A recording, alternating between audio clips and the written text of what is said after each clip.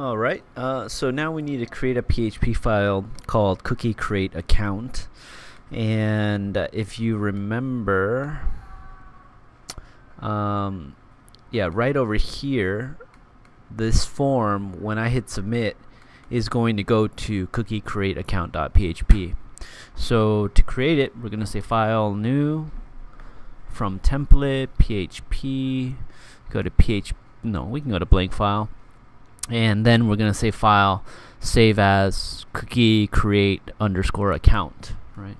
And so what we're going to be doing on this web page is we are going to error check the data here, right? So what do we need to do to error check? Well, first off, we need to check if these two are equal to each other, right? If they are equal, good, we can continue, all right?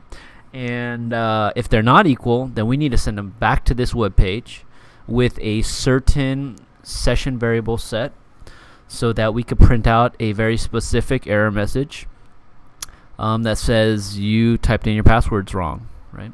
Your passwords don't match. Okay, so then now if this is valid, the passwords are equal, then what do we need to do? We need to check to see if this username exists in the database, because we do not want doubles in our database. We want every username to be unique, right? Just like when you make your Gmail account, no, that username already exists, right? So how are we going to do that? We are going to query the database looking for any rows where the username is equal to the username that they type in here, right? Their wanted username, the one that they want. And if that doesn't return any rows, doesn't return any data, then we're good. We can continue, right? But if it does return data, then we want to set a specific session variable and send them back here. And we want to check, is that session variable set? Because if it is set, then we need to print out a very specific error message here that says your username is not unique. Try again, right?